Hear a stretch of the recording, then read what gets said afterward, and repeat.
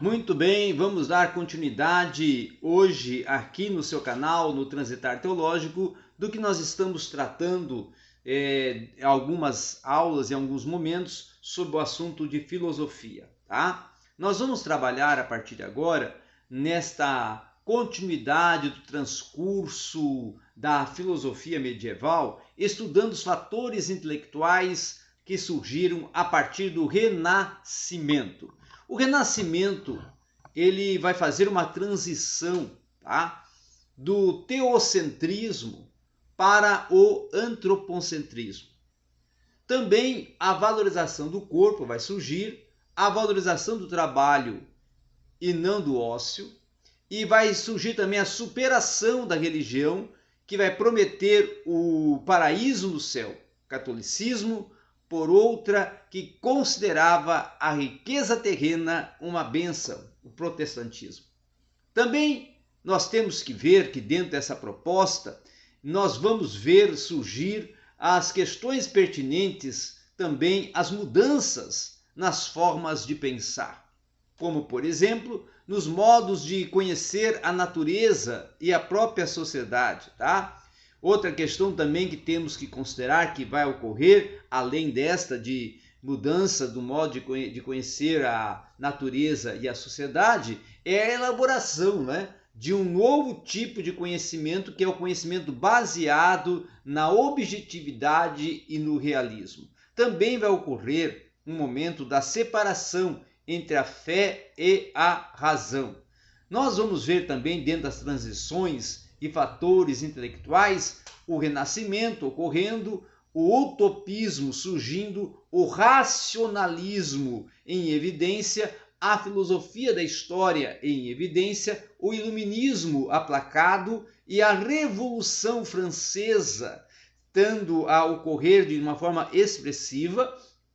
E com isso o Renascimento ele vai desenvolver uma transição do teocentrismo para o antropocentrismo, como nós falamos, mas também, além dessa questão que nós temos que observar, que vai ocorrer algumas questões, como também pertinente até o que nós podemos considerar, principalmente na inspiração do humanismo, como um movimento de artistas e intelectuais que defendiam o estudo da cultura greco-romana e o retorno dos ideais da exaltação do homem, tá? Uma outra questão também é o utopismo. O utopismo é o florescimento de utopias, descrição da sociedade, tá? Ideais aqui na Terra. Por exemplo, a utopia de Thomas More, que ocorreu dentro de uma obra que ele desenvolveu, no período entre a sua existência, que foi no 1478 a 1535, tá?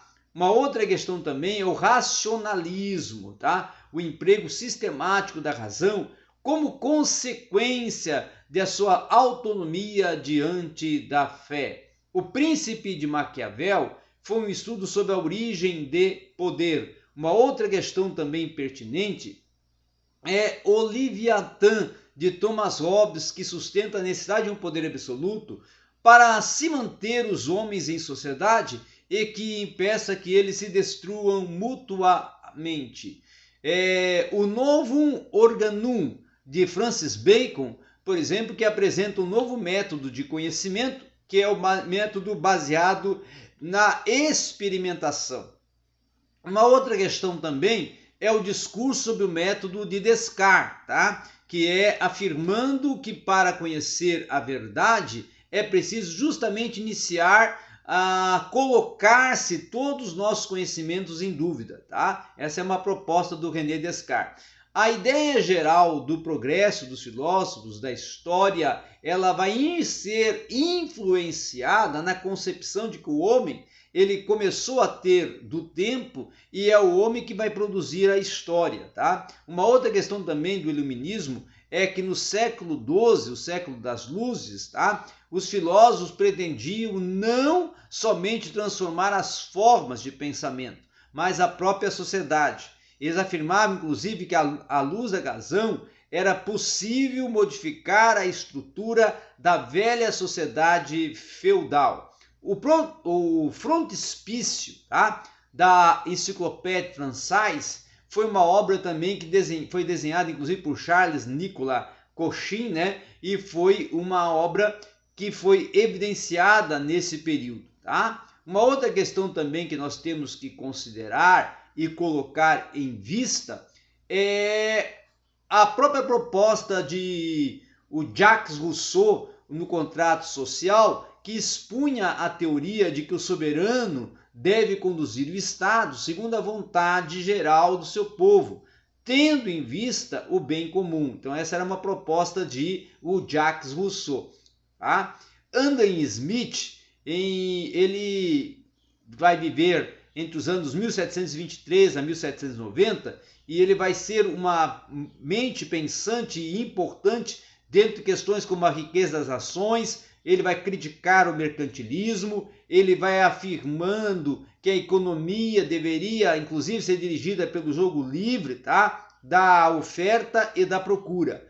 Uma outra questão também, dentro da Revolução Francesa, já são as mudanças na estrutura política, como, por exemplo, nós podemos colocar aqui as novas relações de poder, a democracia, a liberdade, igualdade e fraternidade, a cidadania, o poder político e a burguesia, a destruição dos fundamentos da sociedade feudal também, tá?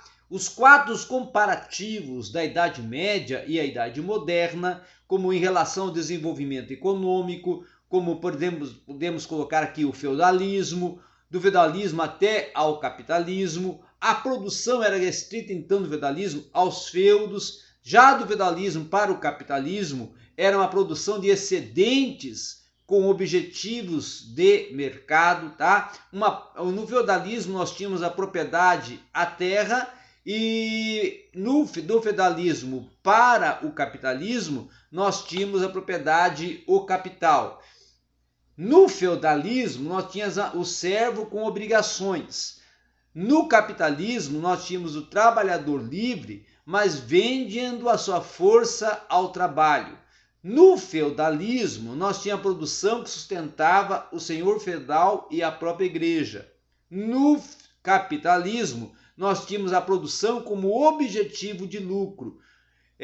Do feudalismo, nós tínhamos o povo que vivia no campo. E do capitalismo, nós vamos ter o desenvolvimento das cidades. Uma outra questão também são as duas classes sociais que vão surgir no feudalismo, como senhores e servos, tá?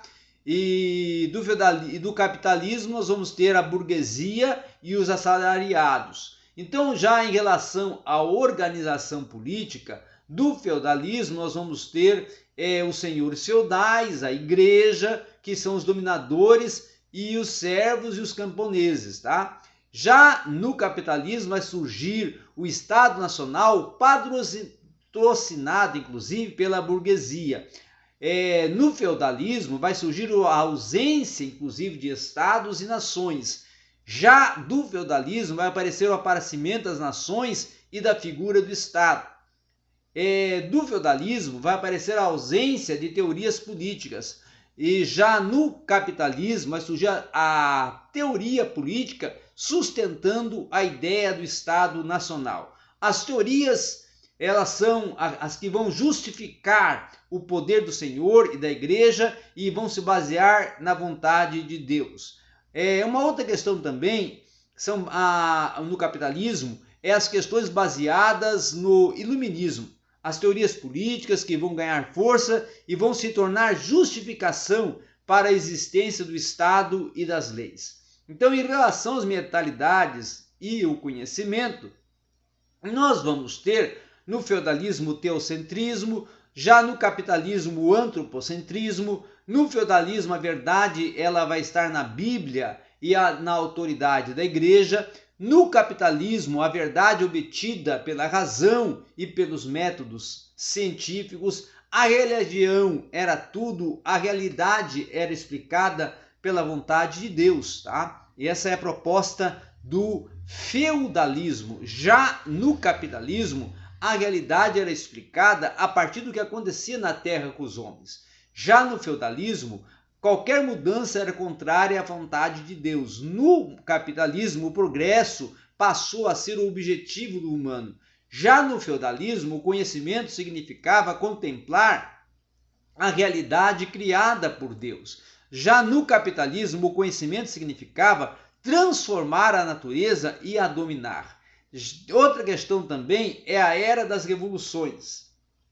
A revolução comercial, a revolução cultural, a revolução política e a revolução científica, tá? Outro sim também é a ciência, aos poucos substituindo a filosofia e a teologia na explicação dos fenômenos da natureza, constituindo e as denominadas, inclusive, ciências naturais, tá? Então a burguesia, ela vai se tornar um novo modo social de viver e que vai ser o modo que vai financiar os cientistas para o desenvolvimento, inclusive, da técnica necessária para o desenvolvimento da economia.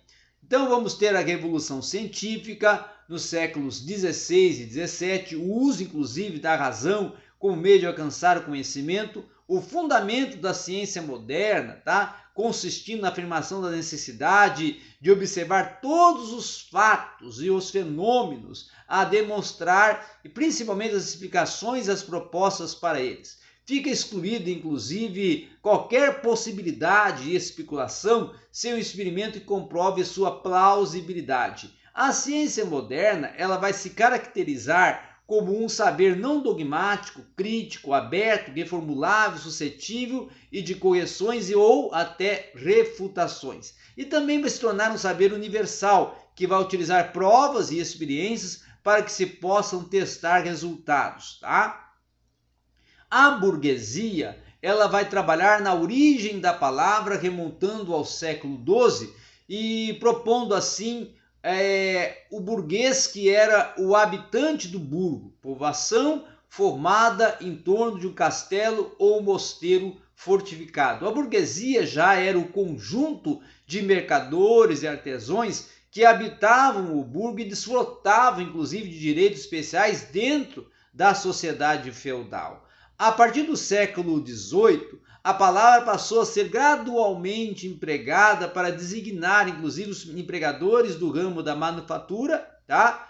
Do comércio e das finanças, que se consolidavam, inclusive, como a nova classe dominante, concomitantemente ao declínio da nobreza.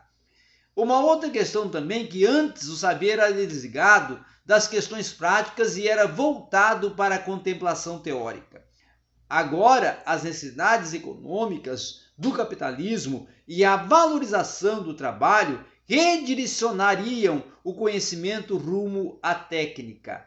Antes, o critério da verdade limitava-se a coerências conceituais. Já o saber continha concepções finalistas sobre o mundo. O agora deveria então se submeter ao crivo das observações empíricas, e a matematização e a comprovação experimental era um saber que passava a ser descritivo e ao mesmo tempo utilitarista.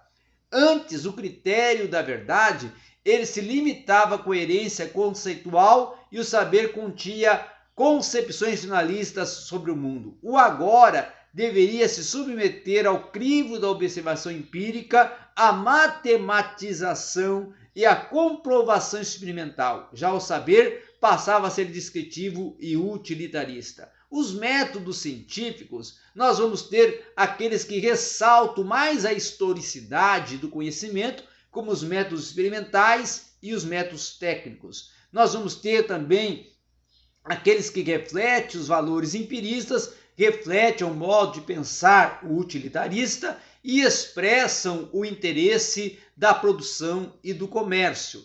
Desenvolve também uma cultura denominada cultura das novas classes dominantes, tá? Fatores relativos, inclusive, ao sistema de ciência, as revoluções, a mudança da sociedade feudal para a sociedade capitalista, o reaparecimento das cidades e o denominado surgimento das indústrias. Nós vamos ver também surgir e ocorrer a transformações não apenas no mundo natural, mas também nas relações sociais. Os fatores relativos ao sistema de ciência, nós vamos ver ocorrer com algumas revoluções a partir deles, como a mudança da sociedade feudal para a sociedade capitalista. Nós vamos ver também o reaparecimento das cidades e o surgimento das indústrias. Com isso, nós vamos ver surgir transformações, não apenas no mundo natural, mas também nas relações sociais. Nós vamos ver o processo de secularização, o anticlericarismo, a igreja como objeto de pesquisa e a sacralização da ciência. Então, nesse momento ocorre o quê? A razão separada da fé. Galileu Galilei, que viveu nos anos 1564 a 1642, ele vai trabalhar a proposta do heliocentrismo e ele também vai ser um grande influenciador da Idade Moderna. A ciência vai aos poucos substituir a filosofia e a teologia na explicação, inclusive, dos fenômenos da natureza, se constituindo as denominadas ciências naturais. A burguesia, ela vai se tornar um novo modo social de viver, inclusive financiando os cientistas para o desenvolvimento da técnica necessária para o desenvolvimento da economia. Então, esses eram os assuntos que nós tínhamos para trabalhar e estar aqui apresentando a vocês nesta oportunidade, falando um pouco mais sobre a revolução científica, sobre a Idade Moderna, sobre todas as questões que aqui tivemos abordando neste espaço e neste momento.